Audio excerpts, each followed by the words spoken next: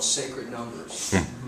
I had a teacher, Don Bird, who said, you teach a class sometime, you'll notice a huge difference in that room between 13 people and 14. He said the energy is going to be so different in that room. So I'm so honored to be here with you all. I know all of you, and I'm so glad that you came to this event.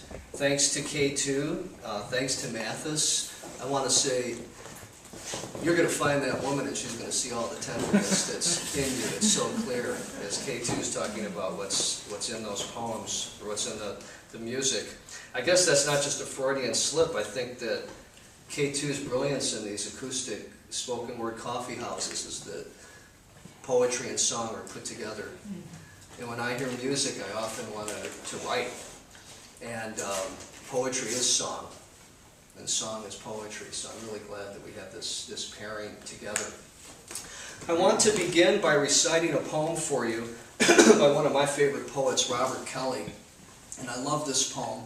Some of you have heard it before because I think it really talks about the eros of language and how important language and reading and our state of being, how they're all intertwined. It has no title, but it goes this way.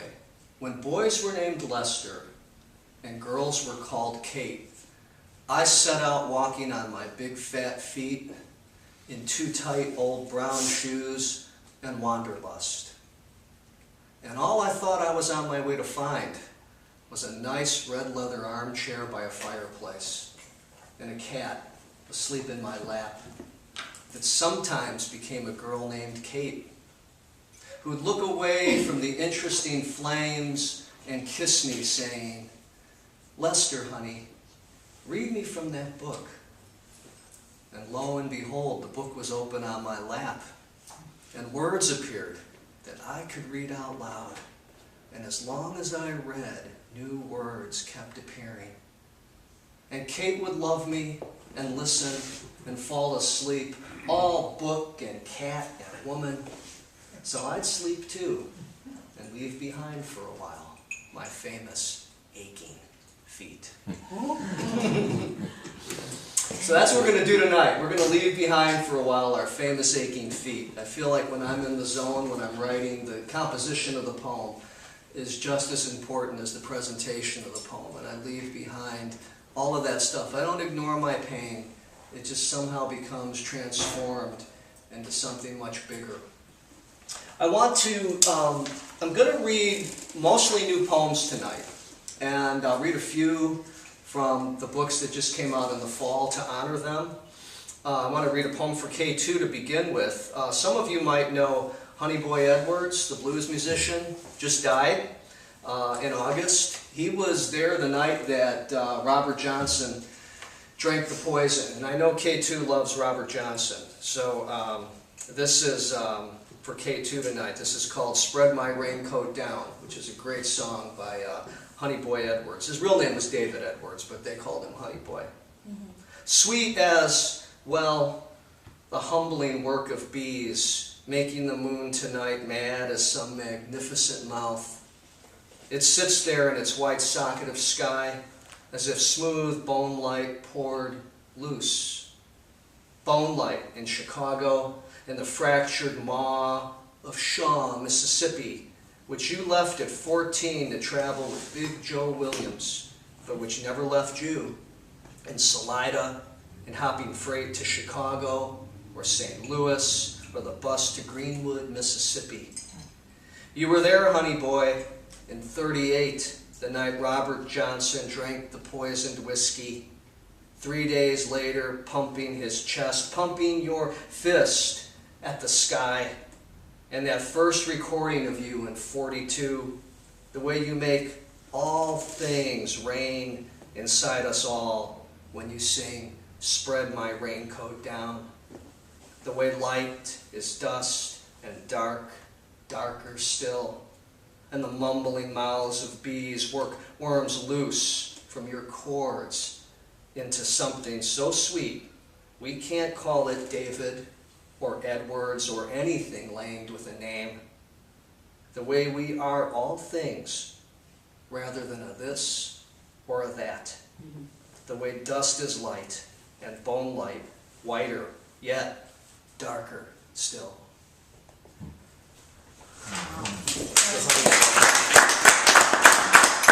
Thank you. I still really believe in the chapbook as a medium of expression. And some people, when they publish full-length books, they say, oh, I'm not going to mess with chapbooks. There's something about having a collection of 15 or 16 poems that you can read in a half an hour that's its own movement, its own orchestral movement in a way. This little book came out in the fall from Nepal on this handmade paper. I just want to keep holding this book. I call it Symposium on the Body's Left Side because I've been to so many academic conferences and symposia that I thought, well, what would happen if we actually had a symposium on the left side of the body? You know, if you think about the left brain, right brain theory, right? The right brain, which is our intuitive side, our spiritual side, controls the left side of the body. Now, what if we were really to examine that? I'll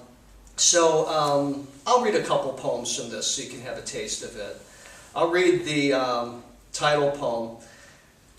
The other thing about being a poet is poetry's around us everywhere all the time, and although that might sound cliched, I'm constantly plucking lines out of the air. There's a line in here, someone keeps phoning but will not leave a message. That was something Mary Ann said one night. Somebody kept phoning and wouldn't leave a message. And to me, if you just take this language and arrange it and rearrange it, we're actually in the midst of an incredible poem that we often just don't see. It's not poetry is not sitting down and rolling up our sleeves and going, oh, it's time to write today. What am I going to write about? Poetry is happening all the time. It's just our perceptual mechanisms that are not in tune enough to align and realign what's being said. So this is Symposium on the Body's Left Side. A range of, it's going to sound a little academic, but with mixed up subject-verb agreements too. A range of discourse toward an ethnopoetics. A riddle, our guest, in the transmitted mistake. And so we gathered, gnawing our beaver paws. It was the right brain, the proper strain of thought, which guided my reason. I appreciated the format of a 366-day conference. On February 29th, we all pretended it was March. Biting the back part of the body, the upper leg and thigh, had its reward. I could carve myself for a month and didn't have to speak. Someone keeps phoning, but will not leave a message. We can rest assured it is not Ezra Pound trying to turn our pain into a Cayugan riddle. So, formula my best guessed effort. Cut away all parts of slipped speech, grief. Talk to me backwards in riddle meek and speak in the cumbersome membrane of the translation of the internal organs of game animals displaced in the domesticated bodies of the butchered herd. Wow.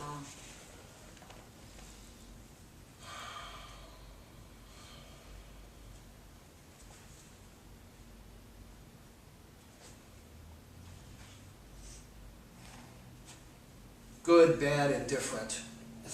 And heal me. I always wanted to start a book with the word and. So this is the first poem in the book. All this stuff comes before. And heal me.